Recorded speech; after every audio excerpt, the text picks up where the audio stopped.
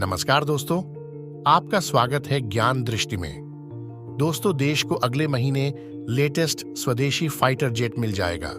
वरिष्ठ रक्षा अधिकारियों ने ईटी को बताया कि स्वदेशी लाइट कॉम्बैट एयरक्राफ्ट LCA का लेटेस्ट वर्जन अगले महीने तक डिलीवरी के लिए तैयार होने की संभावना है।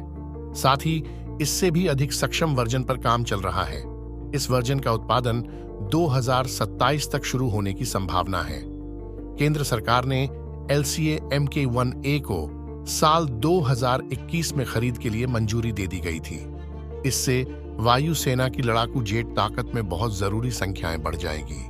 खास बात है कि यह पिछले वर्जन की तुलना में कहीं अधिक सक्षम है। यह नए युग के रडार, इलेक्ट्रॉनिक युद्ध प्रणाली और हवा के बीच में फ्यूल रिफिल की सुविधाएं हैं। अधिकारियों ने कहा कि प्रोजेक्ट समय सीमा को पूरा करने की राह पर है।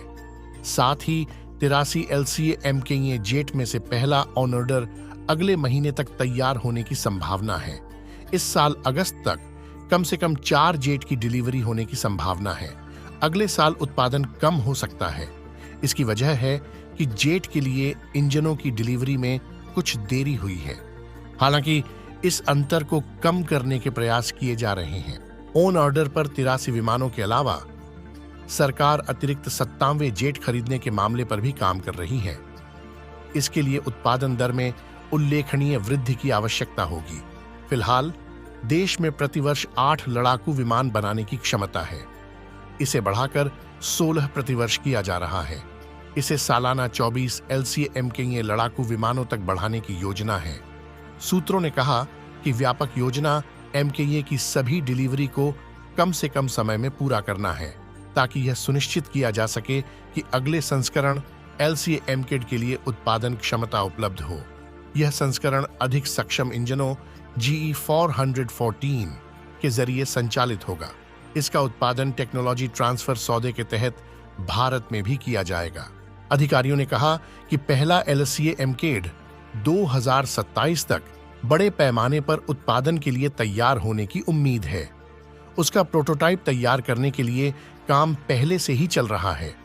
उन्होंने कहा कि विमान के उत्पादन के लिए जिग्स और फिक्सचर पहले से ही मौजूद हैं। पहली उड़ान के कार्यक्रम के अनुसार काम चल रहा है। Mk पिछले वर्जन की तुलना में अधिक समय तक हवा में रहने में सक्षम होगा। इसमें हथियार ले जाने की क्षमता भी काफी अधिक होगी। अगली पीढ़ी के advance multirole combat aircraft MCA के लिए अधिकारियों ने कहा कि अंतिम मंजूरी की प्रक्रिया चल रही है।